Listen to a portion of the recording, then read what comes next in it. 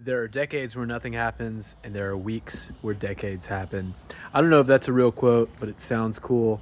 And today, City Council passed some new ordinances that, among other things, reduce minimum lot size to 1,800 square feet, decrease the distance that taller buildings can be built near single family homes, reduce setback sizes, and more. Now, this is a huge accomplishment by the many people who've worked hard to get it done in Austin over the years, literally decades in the making.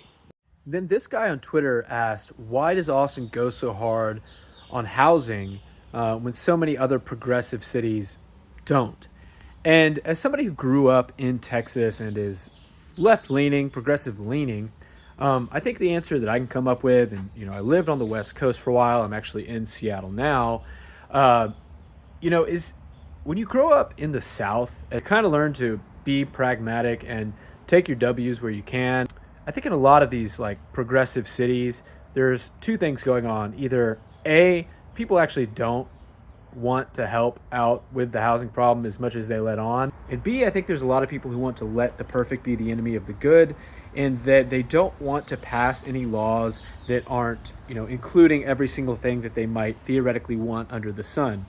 In the South, I think we've kind of realized that, you got to scrap for these wins sometimes. And, sometimes that means passing laws that aren't absolutely perfect, but that are a step in the right direction. I think that you can see in places like San Francisco and other progressive cities where, they don't want to pass meaningful housing legislation unless it comes with really strict, let's say, affordability requirements from developers. And so what happens is either things don't pass or they pass and the regulations that they add are so costly that developers just don't build anything. You don't get any new housing out of it. And so I think it's super important to let good things happen, even if they don't include everything in the world that you think you might want, both because you can't get everything you want all at once. And some of the things that you might think sound great are just adding more barriers to getting things like housing done.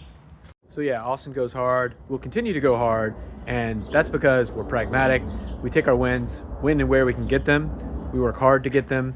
And we realize that not all deregulation is automatically bad. In fact, many regulations can stand in the way of freedom, liberty, and good economics.